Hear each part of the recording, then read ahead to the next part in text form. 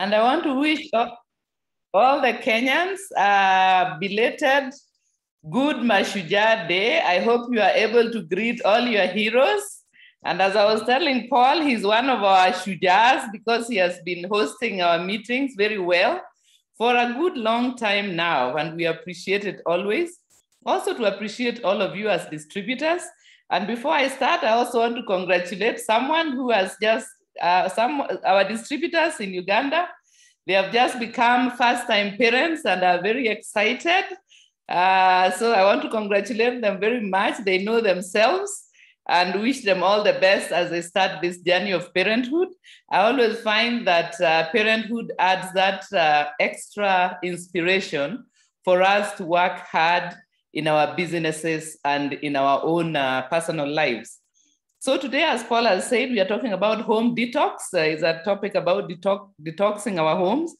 And yes, it is true that often we talk about detoxing ourselves. But ourselves don't, we don't just live somewhere in the air. We've got our premises where we spend quite a bit of time. I know that the lockdown measures have been getting eased up, and so we are able to go out more. But I'm sure that during this period of the pandemic, we have realized that our home is a very important part of our lives. And so I think it's a good idea for us to visit some of the things we need to take note of about keeping our homes as good an environment as we can. So this, of course, is part of our motto in Neolife of making the world a happier and healthier place. And this means we cannot neglect the health and cleanness and friendliness of our home environment, as well as our physical environment itself, because our homes exist in a greater environment. So we take an interest in all of this. So the reason why I think most of us, I think most of us have had this saying that we have to look after our environment so we can pass on to our children a better world. And so in safeguarding our environment, we are keeping it well taken care of for the next generation, but also in taking care of our homes, we are making sure that our homes are a place where we can raise a generation that will, in their turn, take care of the world that we leave behind for them. So it's a two-way thing. We look after the planet, which is our home, but we'll also look after the next generation to whom we'll hand over the reins of our world. And so many of the household items that we use in the upkeep of our homes, we find that sometimes they contribute to making our homes toxic. And this is something that we need to just make part of our lives, to be aware of why certain products might not be a good idea and why we make certain choices in what we use in our home environment to clean it and to maintain it. So I'm going to mention some of them, definitely not all of them, but some, just to start the awareness. Of course, you can make yourself, increase your awareness about some of these things. So one area is in cleaning agents. We know that we use various cleaning agents. Many of us, before we joined Neolife, we use a lot of cleaning products. And you know that when you go to the supermarket, you find shelves and shelves and shelves of things that promise this and that and the other. And so you can fill up your kitchen cabinet with the cleaning material. And then we become Neolife distributors and everything changes, because I know for us, it really, really has been made a big difference, because we don't visit the cleaning aisles of the supermarket, and which is a good thing, because each time I would pass through those aisles, I would have a fit of sneezing because I react to some of those powders. So anyway, things like bleach, things like drain cleaners, things like air fresheners, laundry detergent, personal hygiene products, all these can be sources of toxins. And so for that reason, if you look online, there is a lot of information about, because there are organizations that actually keep an eye on the toxicity of all these items that we use. And the first step in making sure that our cleaning agents don't become a source of toxins in our homes is by using our Neolife home care range. Because the Neolife home care range, we know, is non-toxic, has been proved over very many years to be very safe for our homes, very safe if they are ingested by accident, and very safe even as maybe you are not aware, but those of us from Southern Africa will recall when there was an oil spillage in off the Cape Coast. It is actually LDC that was used to help to clean the petroleum off of the penguins and help them survive. This was because LDC was actually found to be non-toxic and was not going to worsen the effect of the oil spillage. So by using our home care range, I really, really think that that is the first and most important step we can take in detoxing our homes, because we will be able to replace very many products, and the products that we use will be non-toxic themselves. So I always recommend that at the very base, maybe for those of you who are joining us for the first time as new distributors, maybe having joined this month, we have 3 products that will go a long way in helping you keep your home clean. We have LDC, the low duty concentrate, which is good for cleaning dishes, general cleaning around the house. You can use it even in cleaning the bathroom together with Care Solution. And then we have Super 10, which is for the heavier duty cleaning, like cleaning ovens, cleaning oil spills in the garage, and so on, cleaning stains from clothes and so on. So between LDC, Super 10, and Care, we are able to do a lot of the household cleaning. If we add to that G1 laundry and the soft, then we also take care of our laundry needs. And of course, occasionally we can also have oxygen bleach to clean any stained items that we have. So all these products of ours, the LDC, Super 10, Care, G1, and Soft, are non-toxic and ensure that, for example, if you've got an allergy or a child who has got asthma and some of these sensitive people, then by changing to use this product, you'll already be easing the burden of allergies on them.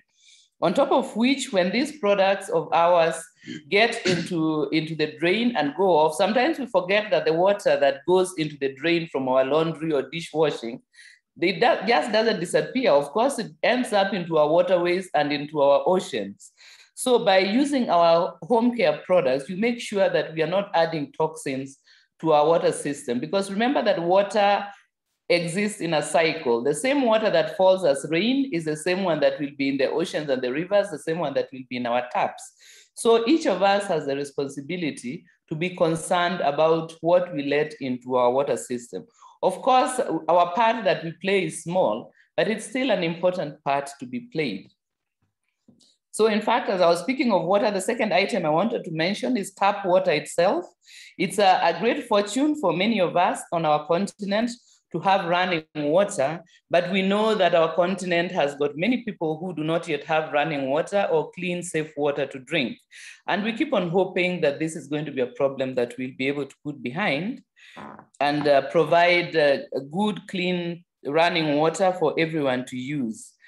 We know that it's not everywhere that the water has been chlorinated to kill the germs that may be in it.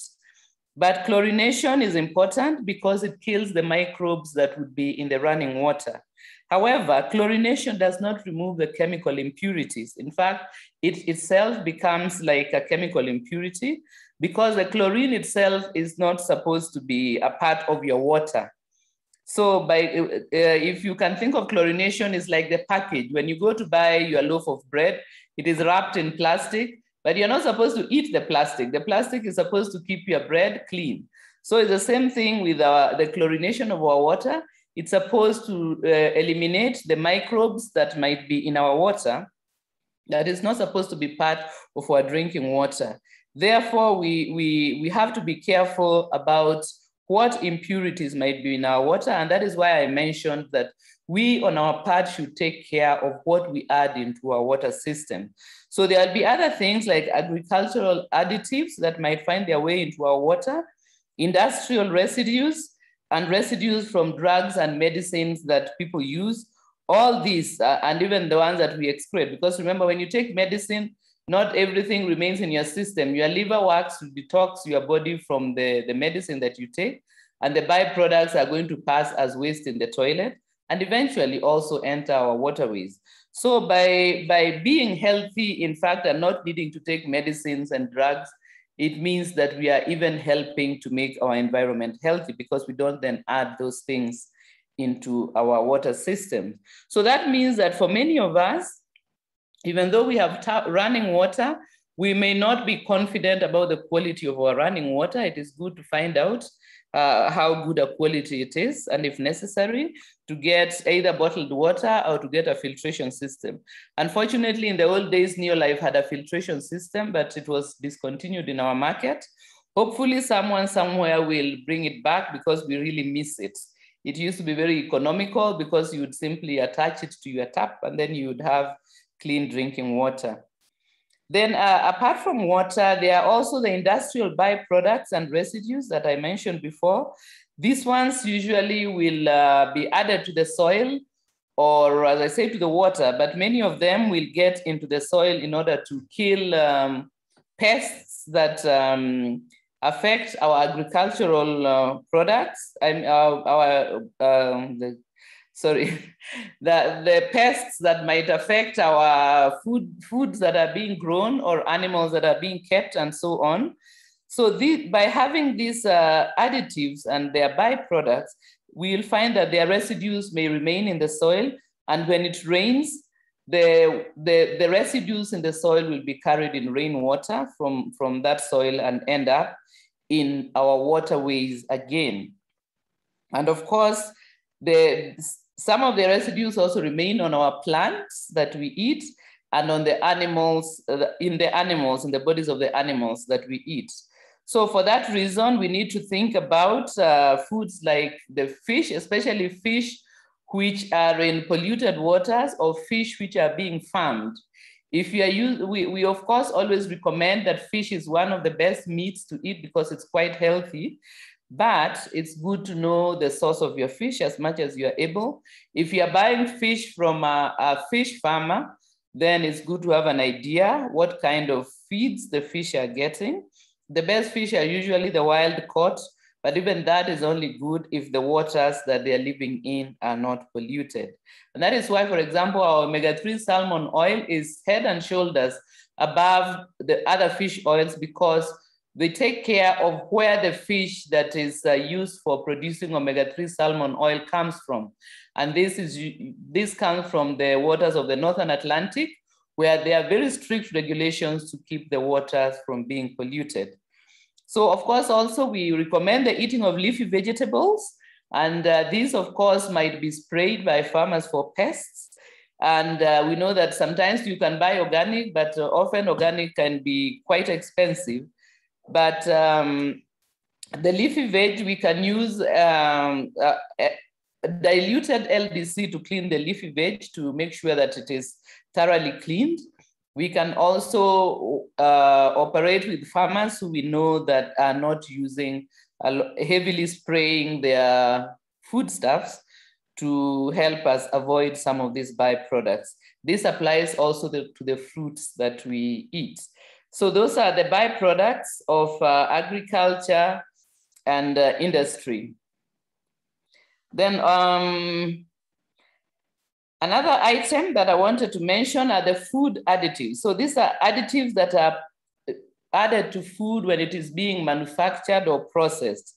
So food which has been already prepared and packaged usually will have preservatives added to it to increase its shelf life and to prevent spoilage. Sometimes also to improve the texture, they will add some things in it so that it looks nice. It has a nice flavor and is attractive to us.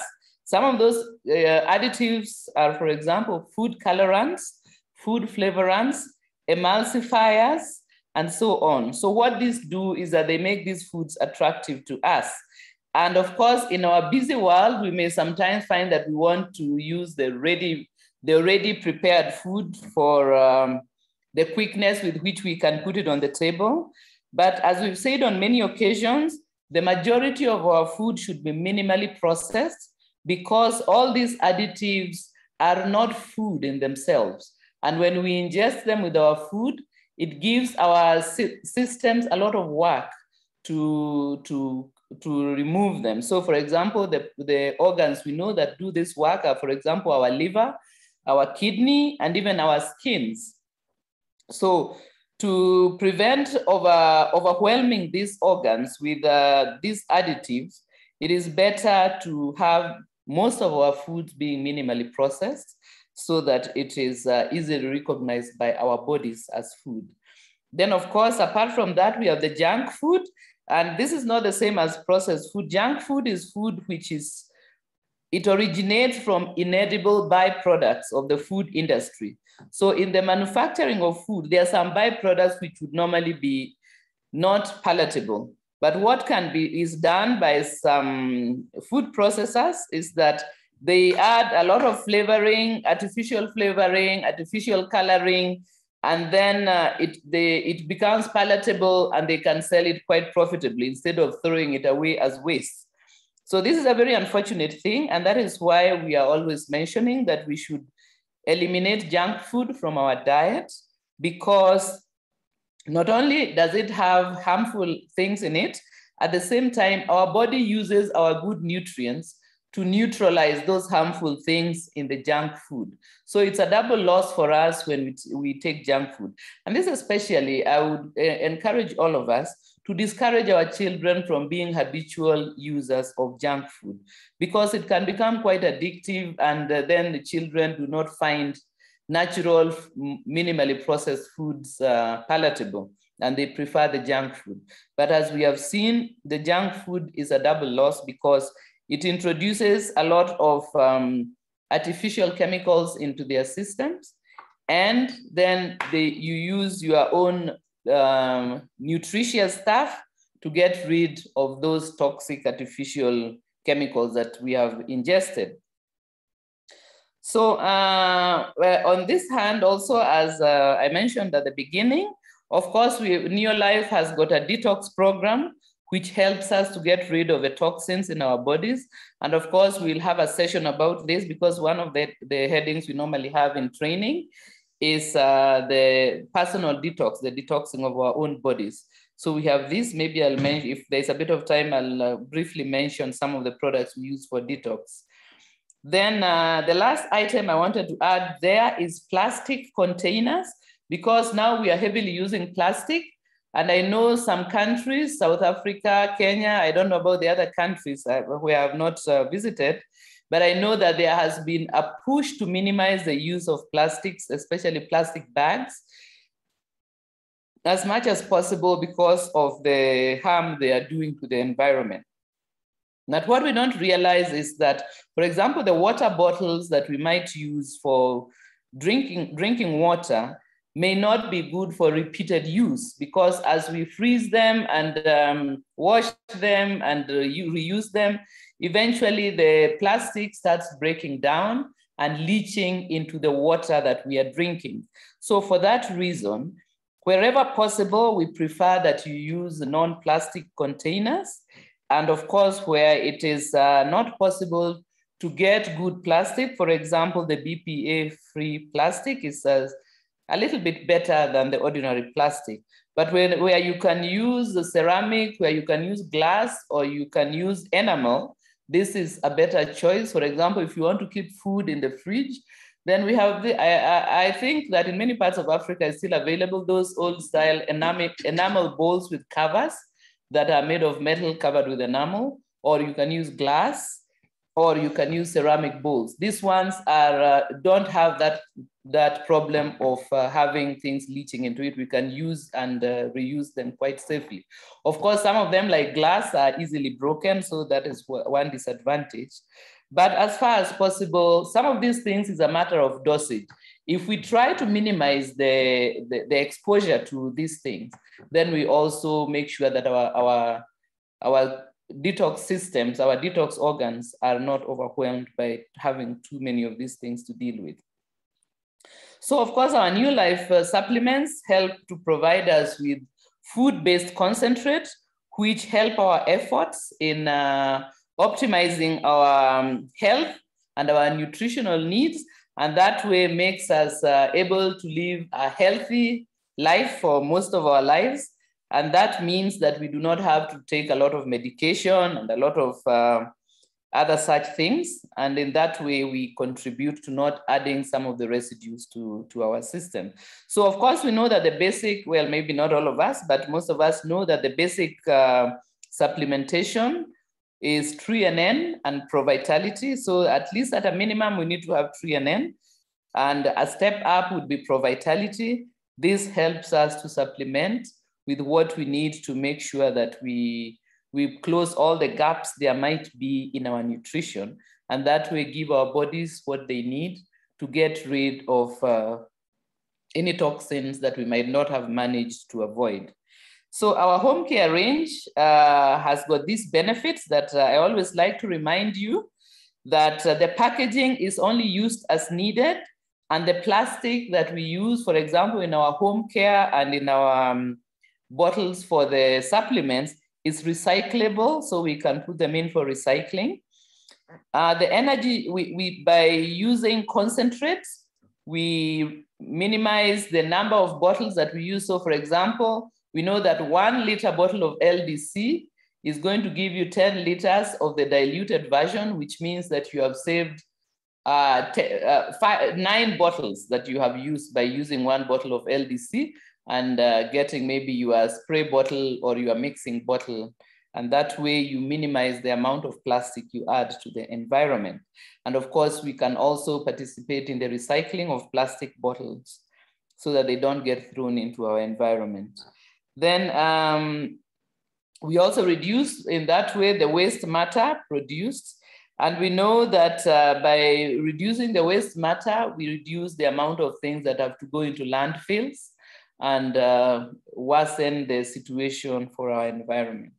So I wanted to answer a few questions that I received, but I wanted to start by mentioning quickly the products we use for our personal detox.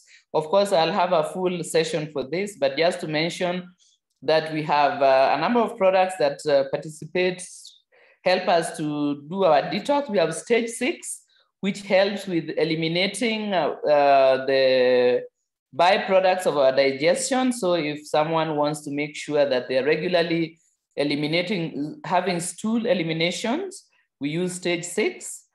But I recommend that we don't use it over a long period. We use it just to help us to get over the maybe constipation or during that detox period, and then we stop using it. We can keep it and use it maybe 3-4 times a year rather than using it continuously. This is because our bodies need to be able to do the elimination themselves. And if we habitually help it with using stage 6, then it doesn't have that ability to do it by itself. But you can use stage 6 during the detox to ensure that stools are eliminated. Then we have the garlic allium complex, which helps to kill unfriendly microbes. And we know that these unfriendly microbes can lead to things like candida and cause us to have thrush, oral thrush, and other kinds of thrush. So garlic allium complex is excellent for detoxing for unfriendly microbes in our guts and so on. Then we have Beta-Guard, which assists our kidney and liver for detoxing, especially with chemicals and such like residues that I was mentioning. And we have Acidophilus, which I know is not available everywhere, but Acidophilus helps to make sure that our gut has got a good population of friendly bacteria and other microbes. And by doing so, it helps us to make sure that the bad microbes are also kept at a minimum. If you do not have Acidophilus, then I normally recommend that you can use fiber tablets, because the fiber is the food of the microbes. So you can get fiber tablets and also increase the fiber in your diet. And that way, make sure that your friendly microbes are well fed so that they increase their population and keep your gut healthy.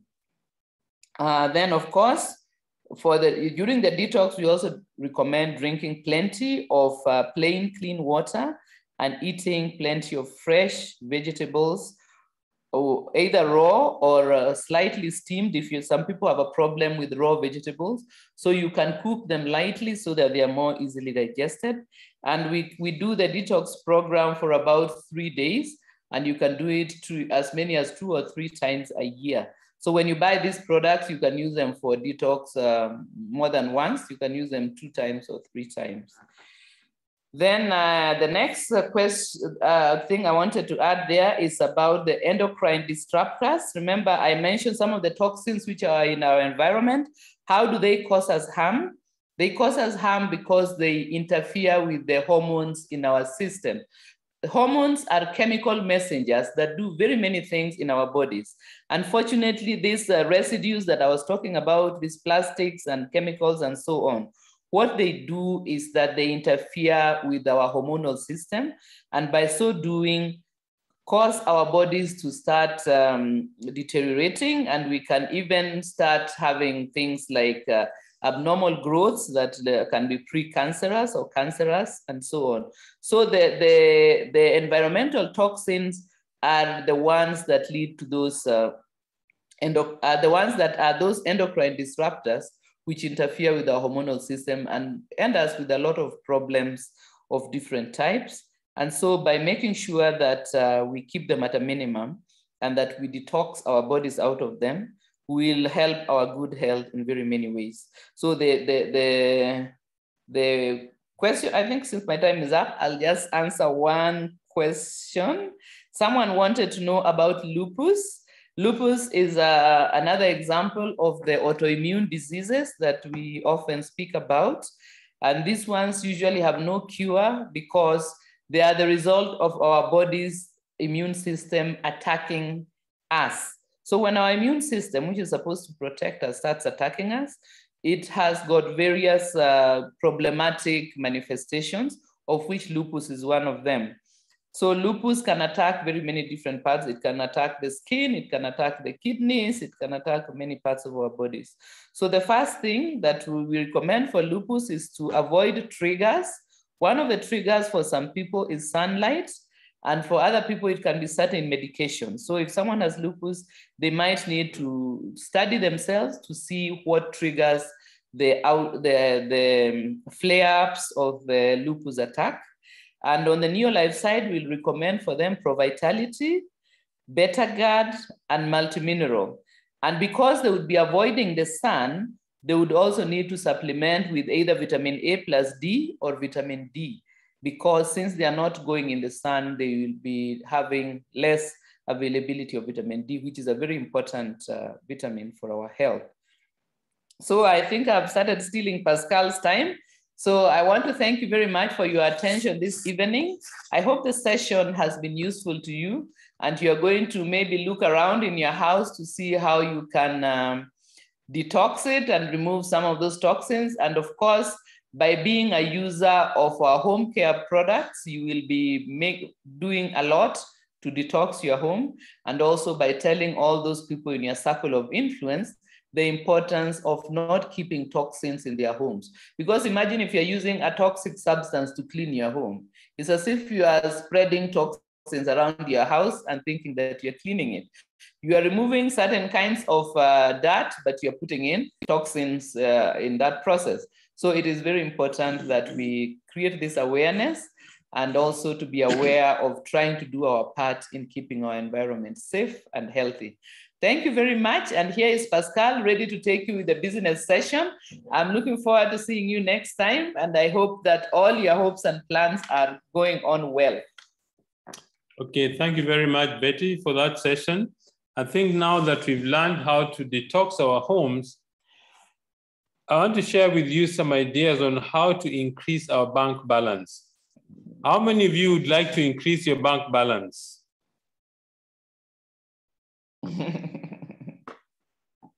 Okay, I see. I see almost the whole screen is lighting up with people who want to increase their bank balance. So I'm going to spend a few minutes with you just explaining to you what I think it will really make it possible for you to increase your bank balance. Because though we are in this business to make the world a healthier and a happier place, it's important also for us to be able to make enough money so that you'll be happy. You see, money is not the most important thing, but I think it ranks somewhere with oxygen, because without oxygen, without oxygen, you can't do anything in life. So I want to share with you a few ideas on how to create a system or how to discipline yourself so that you can increase your bank balance. So if you give me a few minutes, there's something I'd like to share with you on the screen, which I have found quite useful in building the business. Just one moment, please. Okay. Now I see the whole screen is lit up with people, everybody lifting their hands. They want to know how to increase their bank balance. And I will start by telling you a story. I think most of you know the story of the Good Samaritan. What is a Good Samaritan? It is a story in the ancient days where a man was injured and he was traveling from one city to another.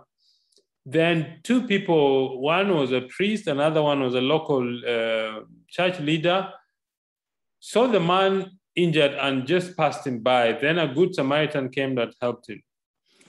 So the University of Princeton did a study. They took theology students and they split them into two groups. The one group, they told them that we want you to go to this class and teach the students in that class about the story you've just heard. Explain to them what the story means and what it means in practice for you. A second group of students were told to go to a different building, but they were told that they were running late, that they need to hurry up to get to there on time. But between where they were in the office and the building they were going to, they put an actor along the way who pretended that he was injured and was screaming with pain. So these students rushed past this man who was screaming for help.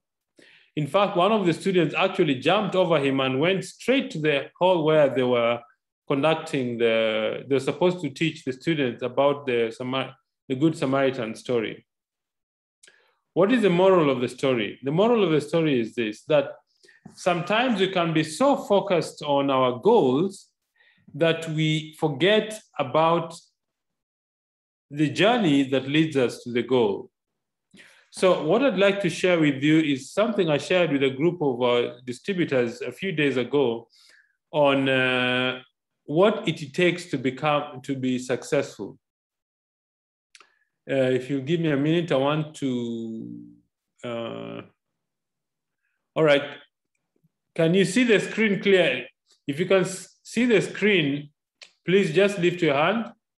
Okay, Jen Anyona, I can see your hand is lifted. If you can see the screen, just, okay, 27 people have raised their hands. Okay, you can see the screen, all right. This simple is a one-page document that shows you what we need to do to become successful in our business. You start the business, let's say you're new in the business. You've got a kit, you're starting the business, and what is your goal? Your goal is to become a director or a world team member or a president's team member. What most of us forget about when we start the business, we forget about the process that leads us to the goal. What is the process? The process is developing the skills that will enable you to become a director, a world team member, a president's team member, a diamond director. The process simply means that what are the things that you need to do to become successful? This is the guarantee I would like to give anybody who is starting the business today or starting this week. I know one of our dear distributors from Eldoret called Sophie joined the business last week, and we would like to welcome to this team. Sophie, if you master the process of this business, if you master the process which I've underlined in this small sketch, you're guaranteed to become a director, you're guaranteed to become a world team member and a president's team member. And what is that process? This process is what you need to become or what you need to do to become successful. The first step is you need to build a dream chart. A dream chart is simply a representation, a pictorial representation of the things that you want to achieve. It could be a house, it could be a car, it could be good health, it could be attending family holidays. Anything that you want to achieve, you need to put it in picture form. And one of the best ways is make this a family project. Get your family members, and ask, if you have children, ask them, what would you like to achieve? If you had enough money, where would you like to travel? What would you like to do? So build a dream chart for your family and have it on the wall so that all the members of the family can see why you're doing the business. The next step of the process is administration. These are things like ordering, how to order products, what is PV, what is BV, what is a director, executive manager, senior manager, qualified senior, all these steps. You need to know the administrative issues about the business. Last week, we covered two aspects of this process. One is prospecting, and number two, how to invite. Prospect simply means that you're looking for the people who are looking for the business. And you know, some people may not even be aware that you're looking for the business. Okay? So spend time to write a list of at least 100 people. If you can't get 100 people, go to most of you I think have cell phones.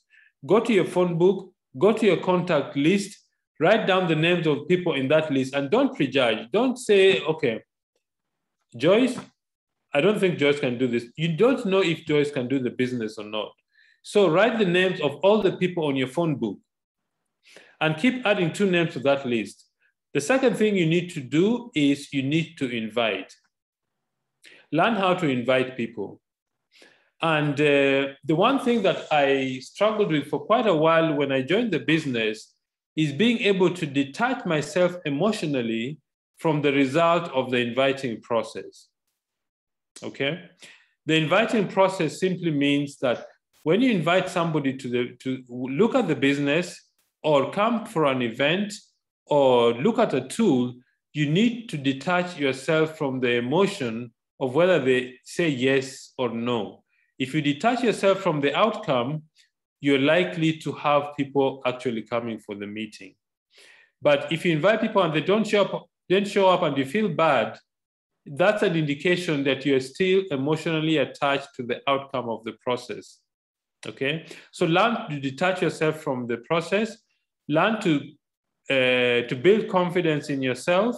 You need to develop trust between yourself and your prospects, because remember, your prospects will join the business when 2-3 things have happened. They know you, they like you, and they trust you. So today I want to talk about the next part of the process that you need to master to become successful. That is showing the business and following up. So if you'll allow me, I would like to share another part of the screen with you. There. How to show the plan. Showing the plan simply means that you need to learn how to show the business to new faces. You need to show the plan to a new set of eyeballs on a daily basis. Why is that the case? Okay, let me now put a slideshow. I think this will, from the current slide. Okay. Showing the plan helps you to expose the business to a new set of eyes. How does our business grow? Our business grows when you expose the business to new faces.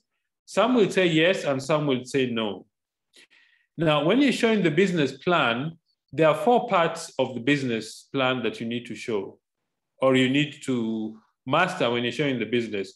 You will, if you follow all our presentations on Mondays or any business presentation, the presentation is normally split into 4 areas. The first area is called the ID, your story. Learn to tell your story within 3 to 5 minutes. Okay? Telling your story has got 3 stages. 1, telling your story of what happened in your life before you joined the business. Second, how you came to join the business. Number 3, what the business has done for you in terms of health or in terms of income. Number 4 is a call to action. That means how does the future look like when you look at the business? Okay. A friend of ours, Margaret Amulavu, did a session on her personal story, and she took exactly 2 minutes. And those 2 minutes had a very profound effect on the listeners of how she was sharing her story. Okay, so an example of sharing a story is, for example, when I do the presentation, I introduce myself. My name is Pascal. I am a Kenyan living in South Africa. And before we joined the business, we used to live in Kenya. Then we moved to South Africa in 1995. But when we came here, Betty could not get a job. And we thought we should do something to increase our income because our family was growing. That's when a friend of Betty invited her to see a presentation. And what attracted Betty to the business is because the presenter that evening was a gentleman whose child had a chronic condition, which was also the same case with us. That is what really attracted Betty to the business. So she came back home. She explained to me. She didn't explain the details on how you actually earn the money. She just said, I think it's a business plan that can work. 2 days later, we had decided and we got our kit, and that's how we got started in the business. I remember our first check was $3, which is about 32 Rand. And after 7 months, our income reached $1,000. And that really excited me. And I realized if I put effort in this business, our life could change. After 3 years, what we were earning from the business was 3 times my salary, and I fired my boss. That was one of the most exciting days of my life, because I knew I had gone into financial freedom. And for us, the future in this business looks very bright. So that's how you tell your story. Split it into 4 parts. What you did before you joined the business, how you came to join the business, the benefits you received, and how the future looks like. That's part 1 of sharing the business plan. The second part of sharing the business plan is develop the need. Developing the need simply means you need to impress upon your prospects that their life is not as good as they think. They need to do something to make their lives better. That is how you develop the need. You go through the 4 ways that people used to generate income: a job, self-employment, big businesses, and investment. The different ways that people used to generate money. But the unique thing about our business is something called leverage, in that the first 2 to 5 years, you work very hard, and if you build it correctly, the business will grow with and without you. After you've explained the need of the business, go to the logic. Logic is explaining how the business works. And that is the 3 basic things we do every day. It's called the 3 daily success habits. We use the products, we share the business and the products, and then personal development. That is what the logic of the business. The logic of the business simply means explain to the prospects how the business works, how people make money in the business. You make money in the business when you build a network of people who use a range of products. And the last part of this is call to action. The close means once the prospect has seen the business, you've told them what they need to do to get started, the amount of money they need to invest. The next thing you tell them, okay, what do they need to do to become successful? First step, make a decision. Next step, they need to know what they want. What is their dream? What is it? Why do they want to start the business? The third thing is they need to learn how to build a business. That means they need to be teachable. They need to learn what they need to do to become successful. The next part is they need to work hard. There is no shortcut in this business, okay? If there was a shortcut, everybody would have found it. This business is just sheer hard work to become successful. That is what calling to action means. So these 4 elements is what you need to practice until you can explain the business to people In fact, there's a saying, I was reading this book by Eric Warren, said, he who holds the pen makes the most amount of money. What does that mean? That people who've learned how to present the business and present the business many, many times, they eventually are going to become successful. The next thing about presenting the business is you need to be able to do product presentation. Product presentation means if you get a group of people together, do a product seminar, explain what our products do. I think this should not take more than 6 minutes, okay? Select one product. I think in most of the markets that we are doing business, the highest selling range of products is the ProVitality, 3NN, CalMag, Omega-3, I think Supergrow, Aloe Vera Plus. These are the fast moving products in all the markets we're doing business. So if you really want to become successful, you need to know what these products do, what are the ingredients for making these products, what is the Neolife advantage, what is the price of this product in whichever market you're doing business. This should take you not more than 6 minutes. If you do that, you will find that you actually are able to sell more products. Remember that stories sell, facts tell. The reason why we always recommend that you need to tell your story, which is linked to the products that you are discussing, is that people will say, okay, maybe I'm feeling what this person has been feeling, and if I buy these products, my life will feel better. So learn how to do a product presentation. If you don't have any material, speak to your upline leader. They can email you a presentation of some of the products so that when you have a product catalog, or you don't have a product catalog, but you have access to the internet or the website or a laptop, you can do a product presentation to explain the products to your prospects and to your customers. The last thing I want to discuss is how to do the follow-up. Follow-up is very important. Why is this important? Because the average person takes 5 to 8 times before they say yes. And why is this the case? Because the average person who is 18 years old has had 148,000 times the word no. What does that tell you? That most people are programmed to say no even without checking what they're saying no to. And another reason why people say no easily is this. You see, human beings avoid change. Human beings don't like change.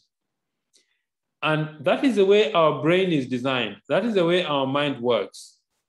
When we confront something that requires us to change, our mind immediately begins to develop reasons why you should not change. An example, I remember I was speaking to a prospect last week after I shown this gentleman the business, and he was actually, it made intellectual sense to him what the business can do. But when I asked him when he'd like to start, he started telling me the challenges that he's going to face when he starts the business. Why was he doing that? He was doing that because his mind was already seeing the possibility of failure even before he starts. Then your mind starts generating the reasons why the products are expensive, why there are not people who are looking for these products, the products are expensive, all sorts of reasons. That is how our mind works. Our mind is very good at coming up with reasons why we should not change or why we should not do what we need to do. That is why the average person takes 5 to 8 times before they say yes. So don't forget that. And to do a follow-up, you need to have a tracking system. You need to have a name of a person, the first time you contacted them, the next time you made a follow-up, the 3rd, the 4th, the 5th, the 6th, or 7th, or the 8th time. All this time, keep track of how many times you need to go back to the person until they make a decision to start the business. But also remember the 4 questions to closing a prospect. The first question is, after the presentation, ask them, did the business make sense? If the business made sense, most people will say, yeah, it made a lot of sense. If they say, no, it doesn't make sense, say, okay, what part of it do I need to explain how the business works? Okay. If they say, yes, it made a lot of sense, go to the next question. What did you like most about the business? Don't ask what they think about the business. They're going to tell you something, most likely they're going to tell you something negative.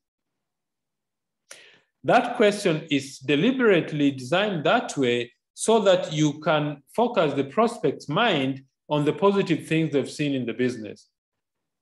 What did you like most about the presentation or about the business? They will tell you, oh, I like the products, or I like the traveling part, or I like the money-making part. Go to the third question is, do you see yourself becoming successful in our business?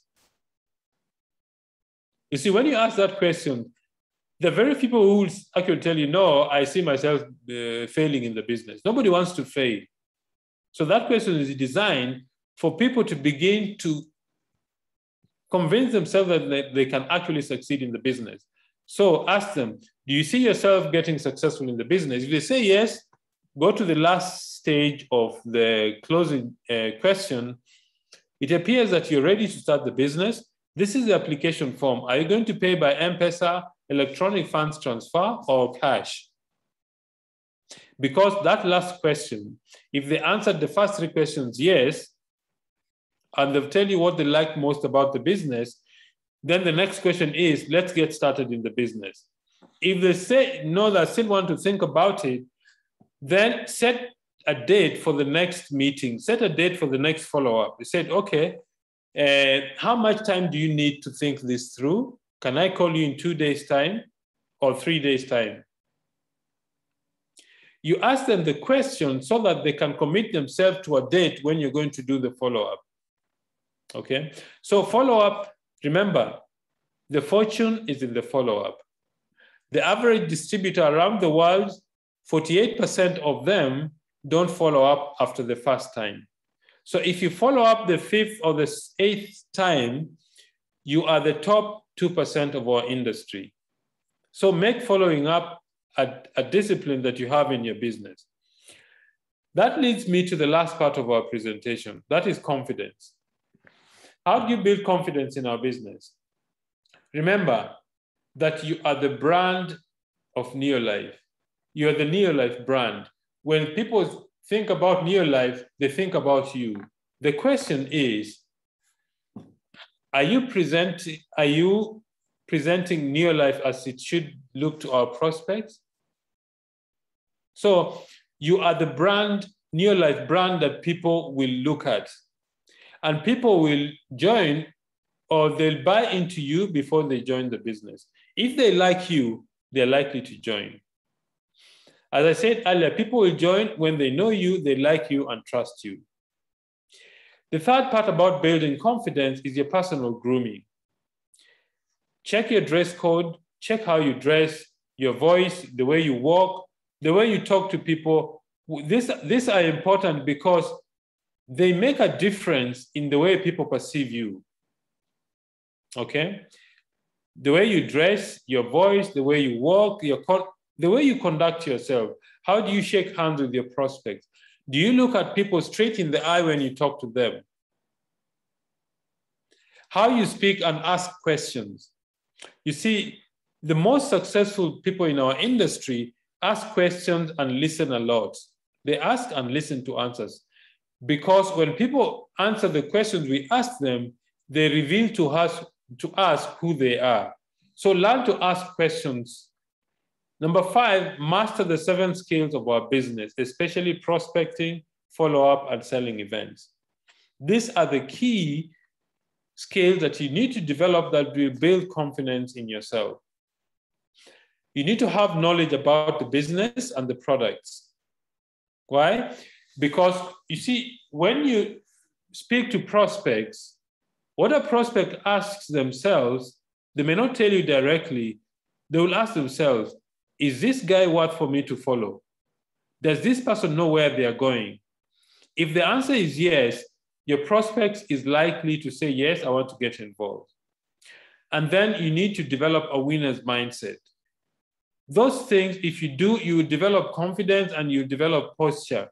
posture simply means that people will begin to look at you and say, this is a person I can actually follow in this business.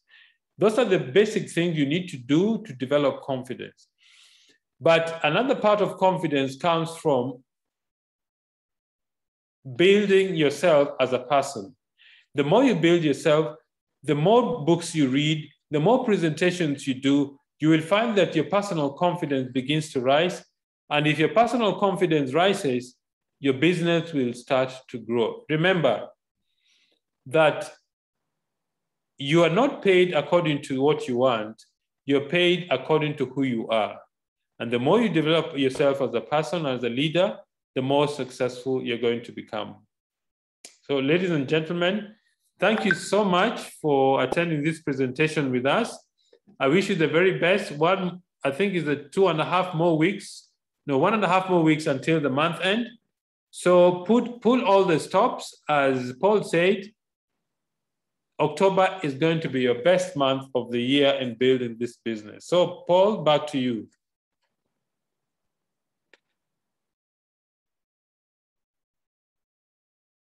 Thank you so much, Pascal, for that presentation together with Betty.